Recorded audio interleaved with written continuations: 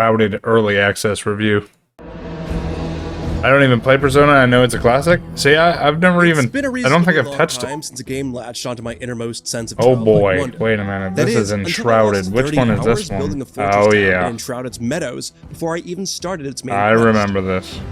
This action RPG survival sim already has a gobsmackingly gorgeous style, a vast open world, intelligent crafting systems, seemingly limitless base building, and satisfying character customization at its early access launch. That said, it's also marred by a few bugs, a lackluster story, decent at best puzzle design, and clunky combat. And yet, across 62 hours soaking in its rustic fantasy charm, it was easy to forgive those hitches and gleefully get lost in its depths with a friend. I remember watching the trailer for this one. Val World? A mysterious Is that a shroud pun has on covered much of Owl World? Embervale. What exactly is the shroud, you ask?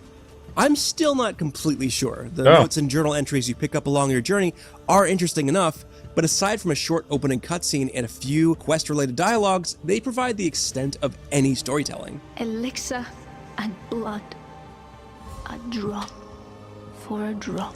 Really, you're just dropped at the southernmost tip of this expansive world, and then you blaze off on your own path. The best part of Enshrouded is instead how alluring yet straightforward it is to build stuff like this. Especially given how much real estate your custom bases can take up within this tangled web of RPG crafting and survival systems. Maybe the real main story was the base I built along the way. Jesus, dude. Once you build a flame altar out of a few common resources, you too can begin quickly plopping down your own structures, your own furnishings, your own crafting stations, and so forth. Oh my Even if you don't get god. fancy, setting up flame altars is necessary to make progress while exploring the map, since aside from a few sparsely located fast travel towers, the only places that you can quickly teleport back to are your custom bases. Enshrouded's most exciting discoveries are usually when you stumble on a piece of lore in a remote location, pointing you to a dungeon with some hidden treasure or a jumping puzzle, or a house or something. That's most often where new block types for your buildings It doesn't and look other bad, it looks crafting good. materials are stashed away for you to permanently unlock.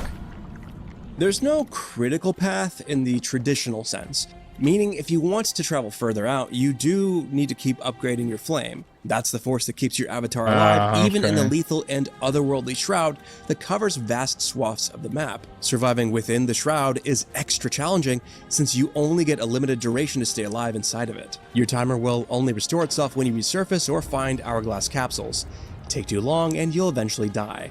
You can't fast travel to safety while inside of it either, adding a welcome layer of danger to what might otherwise be straightforward excursions into the wild. Yeah, I saw that. He just like teleported Upgrading your into the flame means room. the shroud That is kind of less sucks. capable of killing you, but you'll need to grind quite a bit to get there, and in that aspect, Enshrouded could Oh, he's do with a using little more the hand-holding. wand.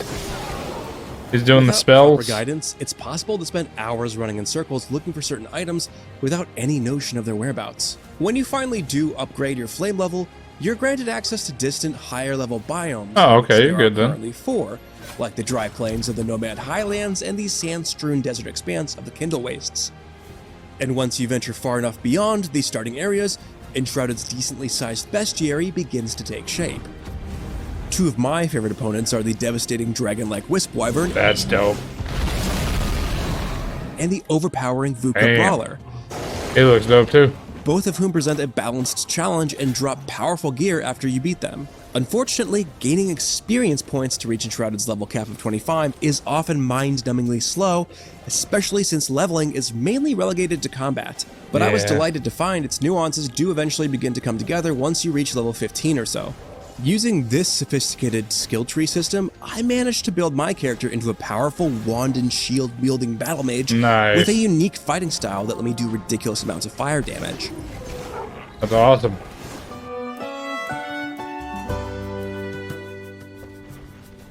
Yeah, we'll go ahead and get a new running one. around Enshrouded's map and finding I'll new probably stuff have to get is a new already one, fun too. enough to carry it. Biomes are liberally strewn with abandoned villages and forts, map-expanding ancient obelisks, these fast travel towers I mentioned earlier, and so forth. Ironically, these points of interest are at their best when they're treated like high fantasy set dressing to hide loot and fight some monsters in before sending you on your merry way. Conversely, Enshrouded is at its worst when it tries to introduce puzzles of any sort, and a good chunk of its areas are gated by uninspired challenges that just involve flipping some switches to open a nearby door while skirting around basic traps. But at least these lukewarm puzzles are only a minuscule part of Enshrouded's overall experience. Whether you're adventuring or designing your dream base, almost every part of Enshrouded's art style is visually captivating, making it dangerously easy to lose yourself in its homespun fantasy world. Enshrouded is capable of looking like this and still running consistently. No, I don't know what controller that is. That's assuming you're playing it on the right set of hardware. I was doing so on a desktop equipped with a 4070 Ti, a Ryzen 3900X, and 32 gigs of RAM. Meanwhile, my friend, playing on a gaming laptop with only marginally inferior specs, unexpectedly described a much less polished experience, with plenty of immersion-breaking glitches and bugs, so your mileage may vary.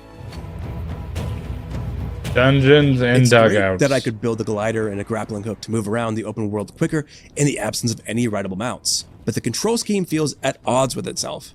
For instance, frantically tapping the spacebar to make my sluggish avatar jump faster will often make me unintentionally launch into glider mode and fly off a cliff. Or cause me to accidentally shoot my grappling hook at an off-screen grappling point and then go flying when I just meant to loot something off the ground. It's extra disappointing that I can't just use the grappling hook whenever I want, since it relies on very specific grappling hook anchors. They're sparsely located, and using them costs an exorbitant amount of stamina, which is a real shame when you actually want to swing somewhere. Even after putting resources into upgrading both the grappling hook and the glider to higher tier versions later in the campaign, they still felt stunted by Enshrouded's unfairly limited stamina pool, until you eventually bump up your endurance with food items and stat boosting skills. This it doesn't look like that's skills very is so good. diversely stacked with interesting moves that it sucks I needed to invest my limited skill points into things like double jumping and stamina drain reductions to make Enshrouded's movement feel good at all. That's made exponentially more challenging by Enshrouded's overly aggressive enemy AI, which attacks relentlessly in unpredictably large groups, giving me the impression these encounters are tuned for much snappier controls. Thanks, Pizza. Appreciate it, bro. Tato. 26 months, man. Every piece of equipment, aside from armor, has a durability meter, including legendary weapons. It's great you can auto-repair everything in your inventory at a workbench or an anvil, but the former is only available at a custom base, and the latter is often too rare to rely on. Do you have to repair your wand, then? When it comes time to level up your crafting capabilities, Enshrouded requests a rather large stockpile of patience while you set up a sophisticated pipeline of raw resources and material refining stations. For instance, crafting armor requires tons of wood and dirt, which you'll need to burn into charcoal, which is then needed to eventually smelt ore into ingots. But everything has its uses in other parts of this deep crafting ecosystem too. For instance, dirt is also important in both farming and alchemy, and wood is an obvious key ingredient in carpentry.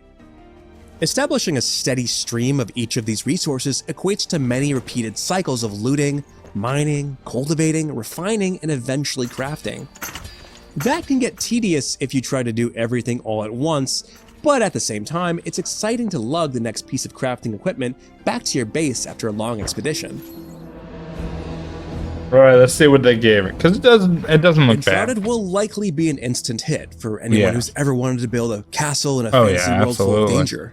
And hey, it makes all that building fun and easy with an intuitive set of tools. But even if you don't care much about crafting, Enshrouded's RPG systems are already solid enough to carry you through its open world for a few dozen hours, even if its vague story and puzzles are incredible, and its combat and I'm guessing 7. Use some fine-tuning.